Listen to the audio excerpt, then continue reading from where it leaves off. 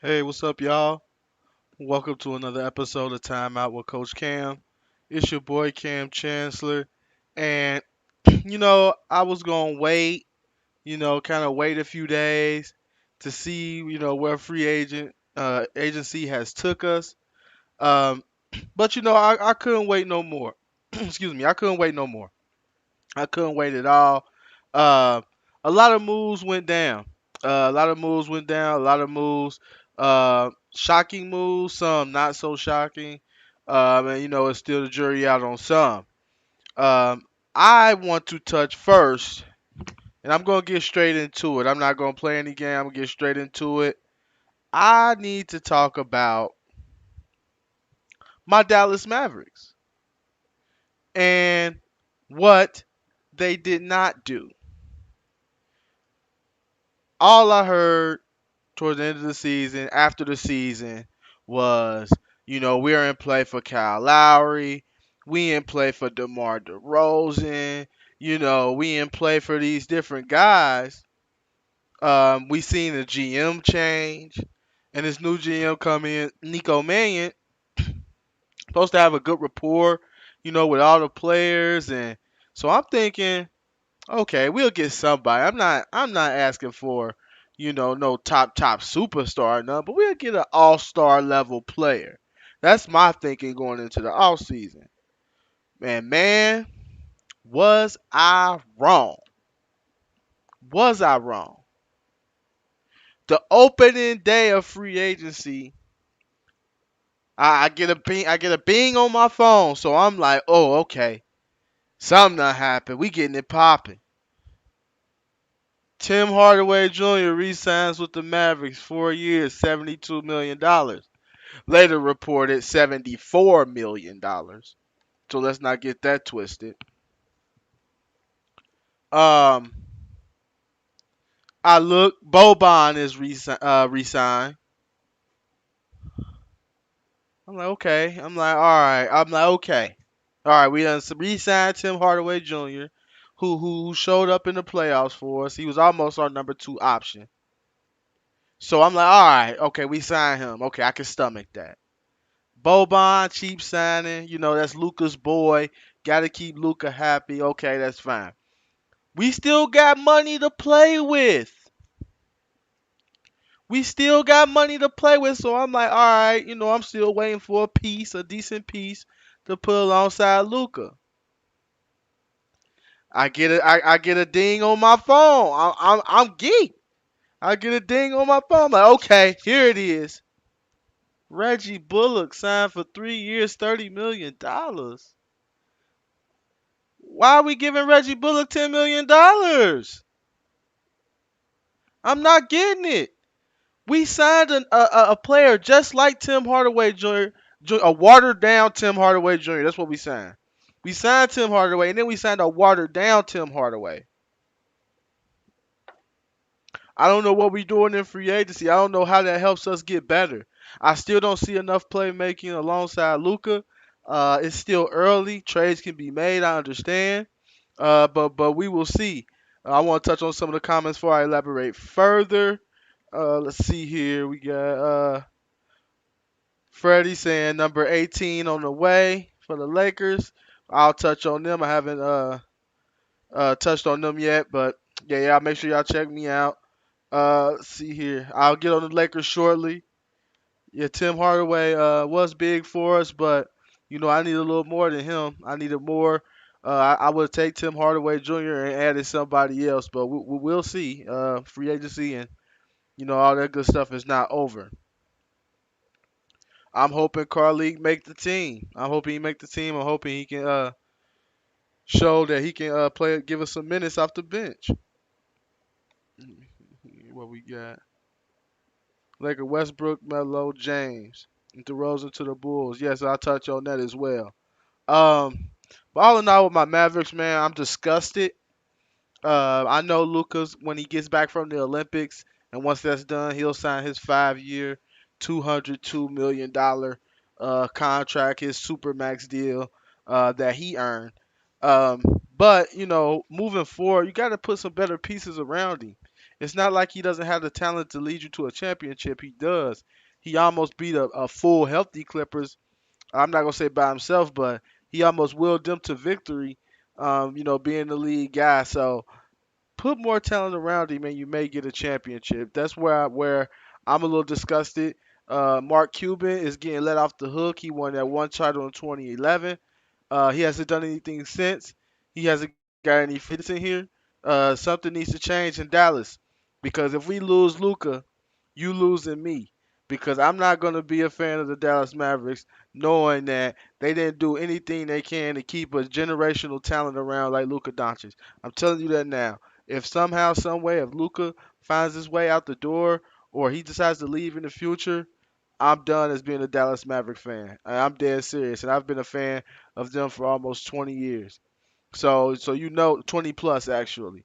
So uh, I'm not playing around. I'm not playing around with that. Are you going to trade the unicorn? No. We're going to try to make that work. Jason Kidd has said that, KP is a perfect piece to put alongside Luca. I agree. So he's going to try to make that work, and we're going to try to make that work, make that duo work in Dallas. All right, moving on to some other pieces, some other free agent moves there. The Chicago Bulls really pull some shocking moves out. Not so much Lonzo. They was targeting Lonzo for a while now, the Chicago Bulls. But them being able to get DeMar DeRozan, um, you know, that definitely solidifies that team. You talk about now they have Levine, DeRozan, Ball, Vucevic. So you talk about a team that's really on the uprise and can really make some noise in the Eastern Conference. They have a solid coach in Billy Donovan. Now I think they could be a 6 seed, maybe. I say a 6 seed. Highs about a 5. But everybody like, oh, the Bulls, they gonna be raw, they gonna be nice. Let's pump it. Let's pump the brakes. Let's pull the emergency brakes here. Let's slow it down. I don't think that you know they're gonna finish top half in the East. I mean, you still have, of course, the defending champs. You got the Bucks. You still got Philly. They're gonna be formidable. You got Boston. You got Atlanta. You got Miami. I just named out right there 5 teams. So they look good. They look good on paper. Um, just said it here. They look good on paper. They look okay on paper, but we will see about it moving forward. Chicago's just been kind of a weird destination or kind of a weird place, but it looks like they got a little bit more stability with their head coach, more stability in the front office, and it shows by the moves that they're made. And I'm just interested to see how Lonzo Ball distribute that ball to DeRozan, distribute that ball to Levine. The fast break and then transition could be special with those three leading the break. And like I said, you got Vucevic where you can always dump it down to for a bucket. I agree with you here, Steven. Definitely, Bulls should definitely make the playoffs. If they don't, something is wrong. They definitely should be, like I said, a top 6 seed. They should. I feel like with the team they have, they shouldn't be in a playing game. They shouldn't be in a playing game at all. Let's see here. I still like my Charlotte Hornets. Hey, you know what, Charlotte? I think they're gonna be all right. I like the draft that they had. James Bootnight. I think pairing him alongside Lonzo Ball, you solidified your backcourt for the future. I like Charlotte. I think they'll be in the playing game range around 8 to 10. But I like what they're doing in Charlotte. Michael Jordan seems like he's finally starting to get it, finally getting it right. So we'll see, and hopefully, they stay on the right course there because Charlotte could be special, especially with the point guard they have, leading them. Now, um, some other moves, well, moves that I don't understand, or a team that I think, if you ask me, got worse, is the Pelicans. I don't know what they're doing. Um, Once again, and I respect David Griffin as a GM, but right now his tenure there has been a failure. Failure to put the pieces that Zion needs to be successful. They're just simply not there. Once again, I don't see the Pelicans making the playoffs this season in the Western Conference. I don't see it at all. And for people that love Zion Williamson, I mean, for you to be the number one pick, You know, you got to be able to not only be able to get yourself buckets, but you got to make your teammates better around you. People say young, he 20, 21 years old, but hey, people anointed him the next big thing. So once you get that, I'm gonna put that expectation on you. The number one pick, yeah, you get your buckets, yeah, you average 26, 27 points a game, but that team does not get. This team is not better. And someone says, let's see here, Pelicans are a 35 win team at best. I agree. I agree. I see them hovering around 32 to 35 wins. Zion's gonna want out. Maybe we'll see about that. Let's see here. They had too many Duke players on one team.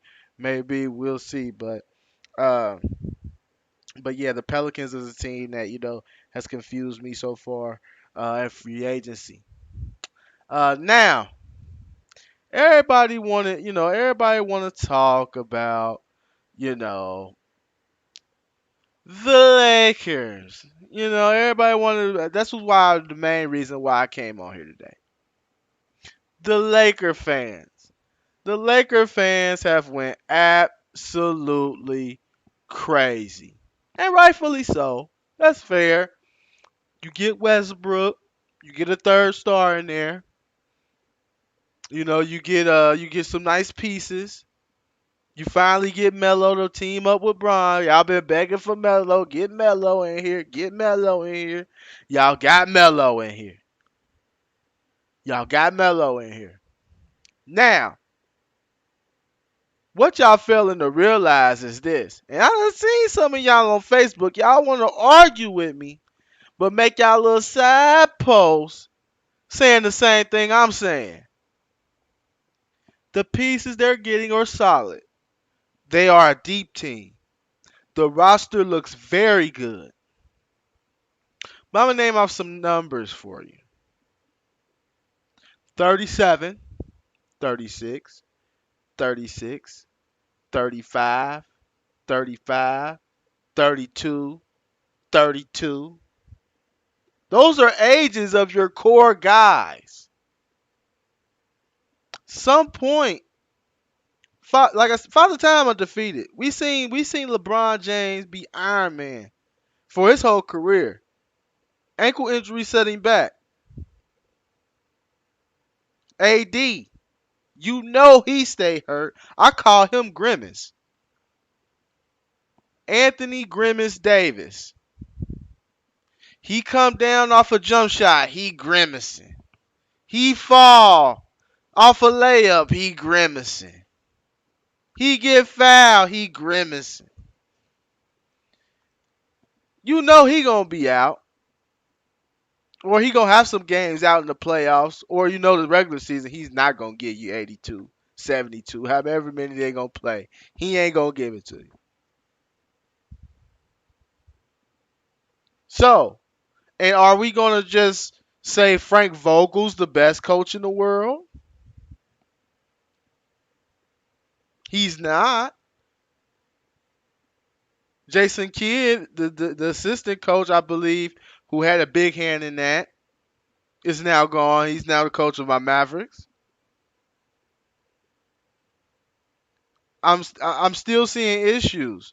Now, people looking at the Bucks and how the Bucks won a title and saying, "Oh, we don't need the shooting. We don't need it. We just need a couple of shooting. We don't need the shooting." There's nobody on that team like Giannis though, as far as playing in the paint and owning the paint and just straight up dominating the paint.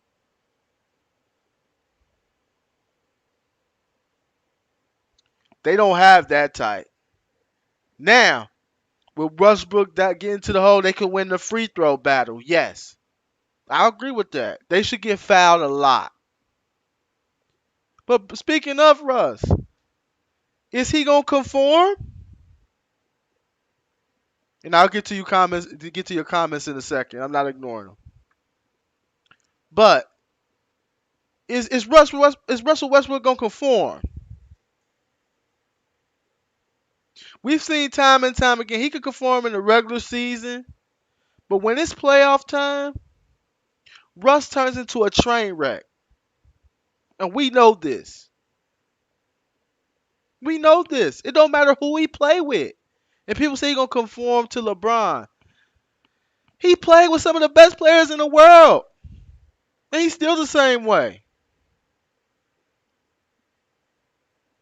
Did he not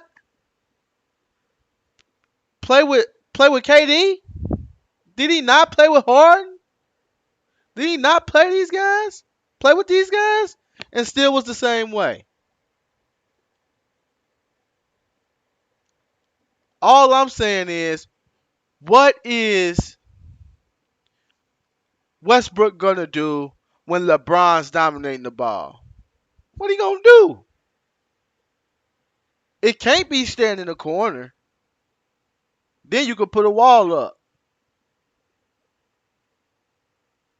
Everybody saying like, AD can shoot the three, but that ain't his. I mean, he's more of a mid range guy. He can shoot the three, yes. Now I'm going to start touching on some comments here. Let's see here. Like I said earlier, I'm sorry, you fixed it. You fixed this, and I ain't gonna do that to you. Their coach can't coach offense. Agree. Frank Vogel has never been able to coach offense. We could take that back to his Indiana days. LA don't need any of the guys to play 82 games. Just get through the season healthy. Yeah, get through the season healthy, but you don't want to go into the postseason banged up. That's what happened to them this year. They went in banged up. What happened is you try to rush guys back, and then they get banged up again. AD has never been healthy for real. Maybe a cup once. Even in the bubble, he limped his way to the finish line. Let's be honest. LBJ can be a finisher as. Listen, man. LeBron has been.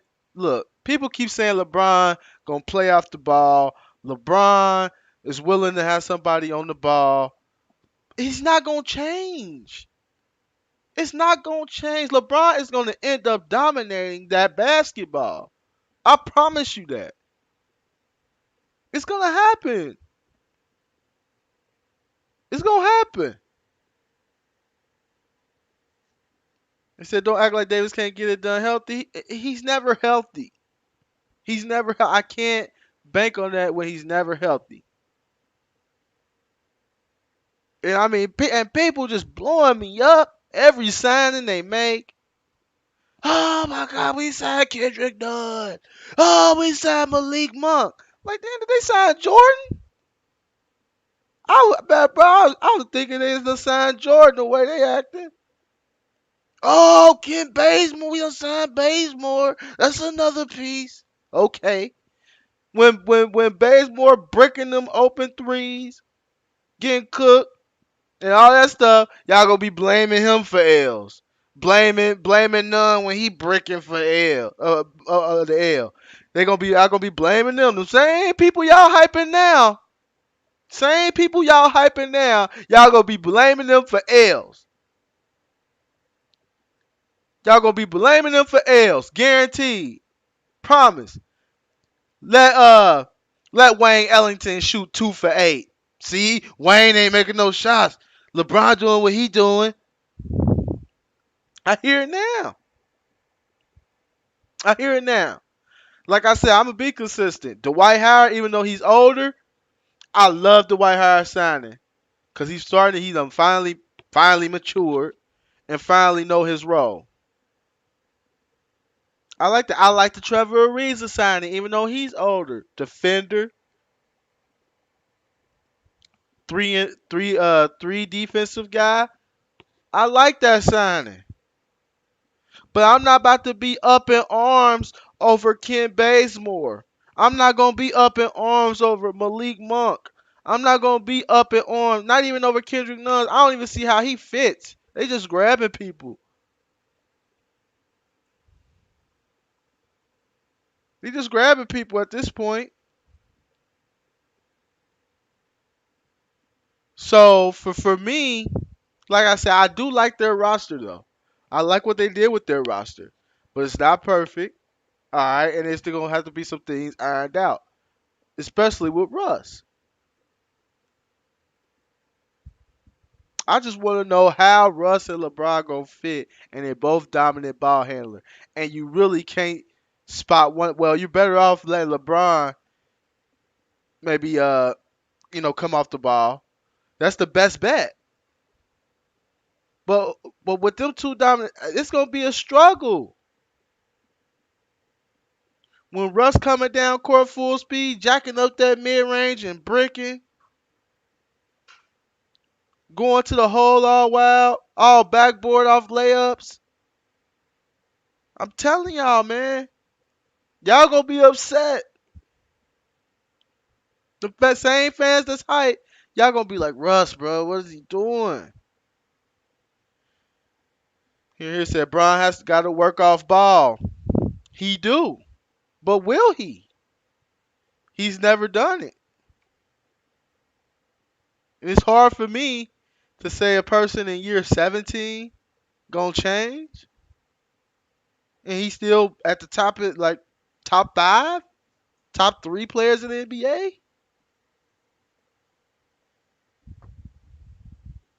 And another point, late game situations, they both struggle to shoot free throws. That's interesting to me. Okay, because I feel what you're saying, bro, with the age thing, but I think this year the Lakers will be better, more depth. Older guys won't have to play as much. I believe Monk will be good because he can score the ball.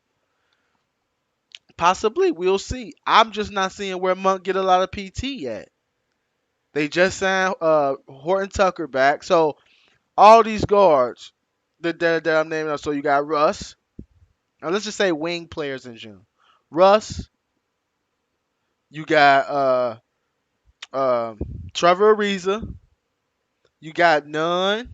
You got Bazemore. You got Ellington. Like where does Monk fit? Like in a rotation. I'm not seeing it. I'm not seeing where he fits in a rotation at all. Let me see here. All I'm saying is my Sixers suck. Lakers have the best record in roster in basketball, and the East is just as loaded as the West. That's a good opinion there, because I thought the East has been solid for years now. I don't think it gets the respect it deserves, but I do think the East is much better. The Monk has a career average of 9 points a game. Yeah, but we'll see though. Like I said, maybe Monk does play. Maybe Monk starts. Monk may start. They may bring Ellington off the bench. Who knows? Who knows? But I'm not how a Malik Monk. Monk the new KCP. We'll see. And then another thing y'all forgetting too. People change when playing with LeBron. Don't get it twisted. People aren't the same when they play with LeBron because you're designated to one assignment. Like Jay Crowder. Jay Crowder, knocked down 3-point shooter. He couldn't make a three with LeBron. Rodney Hood couldn't make nothing with LeBron. Knocked down 3-point shooter. A lot of these guys go elsewhere and perform better and shoot better because they're allowed to play their games. When with LeBron, you stuck in the corner. You gotta conform to a system. Maybe take shots that you're not comfortable with. That's LeBron's fault. Yeah, it's a system. It's a system. It has nothing. It has nothing to do with them playing scary. How can they play scary? They can't play their games.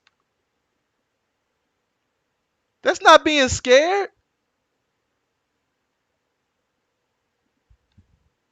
But that's my point. You can't turn scorers into catch and shoot guys. That's not cap. That's dead. That's man. Y'all gonna have me cussing on here. And I don't even try to cuss on my live. But for real, you turning scores into spot up shooters, and it's not gonna happen. Because I've seen a lot of guys go play with Brian and flourish. Like who? Who? Who lately has gotten better? Let's cut the BS here, man. Who's lately gotten better playing under LeBron? I can name you a lot that's gotten worse.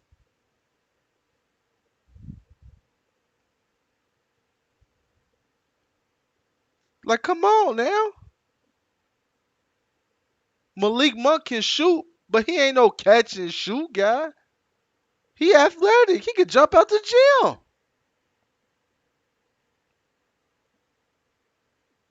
So I'm still waiting. Alex Caruso, and he's trash too.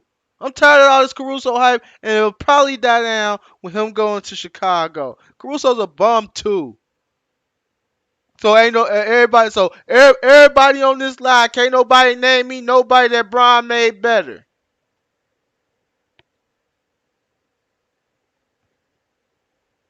That's what I'm saying. So for me, it's gonna be interesting to see how it all ties in together. But this is the fun part. We get to discuss it. We get to discuss it. Let's see here. Let's see. He said, can we talk about the Bulls having 9 point guards? Well, yeah, they got a lot of point guards. That is true. But there could be more moves being made. They just forming that roster. I'm gonna give them. I'm gonna give them a chance. Gave Norris Cole 2 rings, but he ain't making better. He was he was a guy that they drafted and he was on the roster. He wasn't. It wasn't like he made Norris Cole off that. Caruso will be gone by mid-season. Yeah, I believe so too. Somebody gonna be gone by mid-season. It's too many guards, for sure.